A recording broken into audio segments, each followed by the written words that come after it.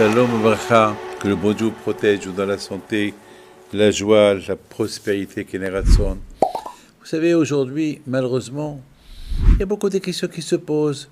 Pourquoi ça s'est passé ça? Pourquoi cette Simchat Torah, ce drame, il est passé? Pourquoi et pourquoi? Chacun, il essaye d'accuser l'autre. Oui, oui, c'est à cause de ça, à cause de ça. Chacun, il essaie de trouver. Mes amis, il faut savoir une chose. Même Adam Arishon, lorsqu'il a mangé le fruit que Hachem lui a interdit de manger, il lui a dit, Hachem, pourquoi tu as mangé ce fruit? Il lui a dit, ma femme. C'est ma femme qui m'a donné et j'ai mangé. Il accuse sa femme. Beaucoup de fois, on entend des gens, ils sont prêts à admettre les erreurs qu'ils font. Ils accusent toujours d'autres, à cause de l'autre. Adam, mais t'es fou, quoi. Mais il fallait. Le bon Dieu t'a dit de ne pas manger. Tu ne manges pas. Qu'est-ce que tu es en train d'accuser ta femme? Mais Hachem, il n'a pas parlé en premier à ta femme, il t'a parlé à toi. Et ta femme, c'est tout. Si Hachem, il te dit quelque chose, et ta femme, il te dit quelque chose, tu écoutes qui le premier? Imaginez-vous, votre mari vous dit quelque chose, et un étranger vous dit quelque chose. Vous écoutez qui? Vous écoutez le mari. Hachem, il dit à Adam Arishon, ne mange pas de cet arbre. Sa femme, elle a mangé, elle pousse son mari à manger. Pourquoi tu tombes dans son piège? Tu dis non. Mes amis, vous savez que dans la Haftara de Yona, qu'on lit à Kippour, il y avait Yona dans le bateau. Hachem, il a dit à Yona d'aller à Ninive et dire aux gens de Ninive que Hachem va la détruire parce qu'ils sont des Rishaïm. Qu'est-ce qu'il a fait Yona? Il n'a pas voulu aller à Ninive. Il n'a pas voulu. Il a dit... il avait dit, je ne veux pas rentrer dans les détails pourquoi il ne voulait pas, mais il s'est sauvé. Et c'est mieux que je ne dis pas, et si je ne dis pas, alors le bon Dieu ne va pas la détruire. Alors, Hachem, qu'est-ce qu'il a fait?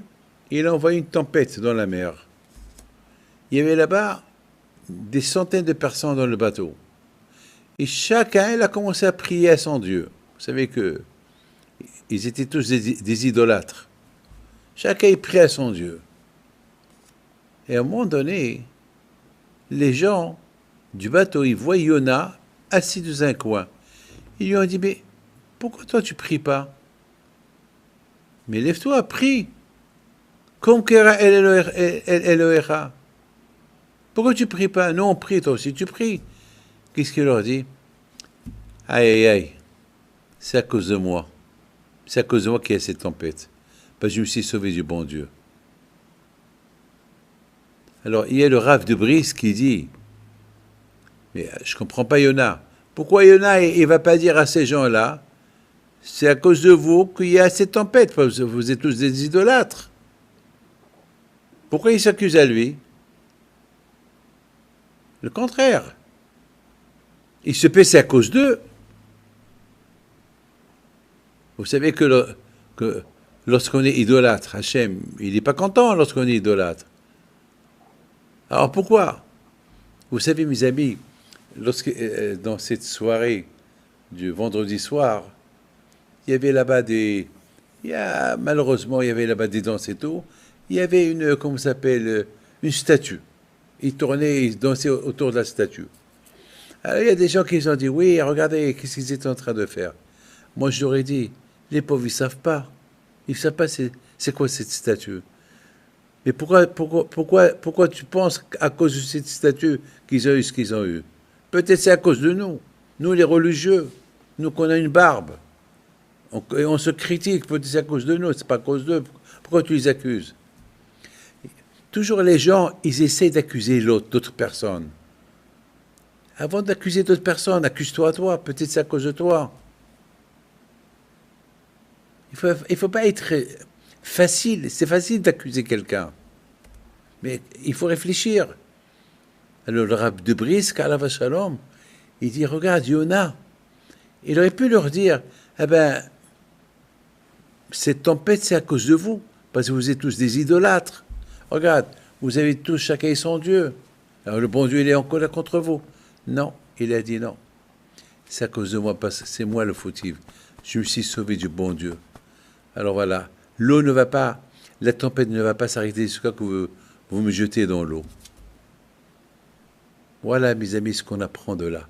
On apprend de là, lorsqu'il y a un problème, il ne faut pas dire c'est à cause de ça, c'est à cause de ça. Chacun il doit s'accuser. On doit tous faire teshuva. Et je suis en train de vous dire une chose, que Dieu préserve. On n'a pas le droit d'accuser ce qui s'est passé dans cette grande soirée où il y a eu là-bas presque 300 morts. On n'a pas le droit d'accuser parce que, mes amis, il n'y a pas que eux seuls qui ont été tués. Il y a eu même beaucoup de gens qui étaient religieux. Il y avait des gens, il y avait des vieilles, il y avait même des rescapés de la Shoah. Il y avait des enfants. Qu'est-ce qu'ils ont fait, les pauvres, ces bébés, les pauvres. Donc il ne faut pas, Shalom, qu'on accuse. On n'a pas le droit d'accuser. Celui qui doit être accusé, c'est chacun, il doit s'accuser à lui-même. Chacun, il doit dire, peut-être c'est à cause de moi, peut-être c'est à cause de moi, peut-être c'est à cause de moi. Et chacun doit faire teshuva.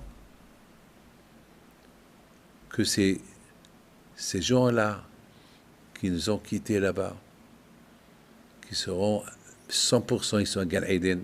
Ah, moi, je vous le dis, hein, ils sont à Gan Eden 100%. Et bien sûr, que